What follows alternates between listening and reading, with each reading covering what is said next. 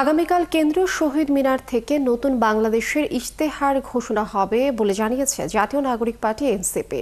শনিবার এক সংবাদ সম্মেলনে দলটির আহ্বায়ক বলেন, জুলাই সনদের ভিত্তিতে নির্বাচন বা গণপরিষদ গঠিত হবে।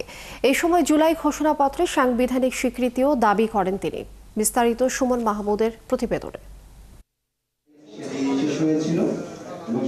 জুলাই পদযাত্রা শেষে কেন্দ্রীয় শহীদ মিনারে সমাবেশ নিয়ে এনসিপির এই সংবাদ সম্মেলন। কথা বলেন দলটির আহ্বায়ক নাহিদ ইসলাম। তিনি জানান, শনিবার বিকেল 4টায় নতুন বাংলাদেশের ইশতেহার ঘোষণা করা হবে।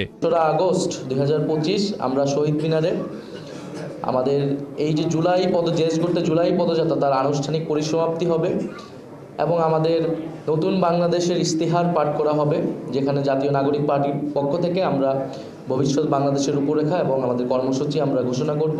জুলাই সনদ নিয়েও কথা বলেন তিনি। বাস্তবায়ন পদ্ধতি নিশ্চিত হলেই তারা এতে সই দেবে বলেও জানান নাহিদ ইসলাম। জুলাই সনদের আইনি ভিত্তি থাকতে হবে। জুলাই সনদের ভিত্তিতেই পরবর্তী নির্বাচনটি হতে হবে। আমরা নির্বাচিত সংসদের হাতে এই সংস্কার কার্যক্রম ছেড়ে দেব না, বরং জুলাই সনদের ভিত্তিতেই আগামী সংসদ গঠিত হবে বা গণপরিষদ গঠিত হবে। ফলে এবং এই অন্তর্বর্তী সরকারের সময় থেকেই জুলাই সনদটি কার্যকর করতে হবে।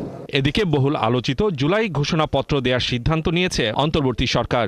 এনসিপি মনে করে এর সাংবিধানিক স্বীকৃতি থাকতে হবে। বিচার সংস্কার এবং নতুন সংবিধানের দাবির সাথে থাকবেই যে সরকার যাতে দ্রুত সময়ের মধ্যেই 5ই আগস্টের মধ্যেই এই জুলাই সনদের বিষয়েও একটা সুরাহা করে জুলাই সনদ রচিত হয়।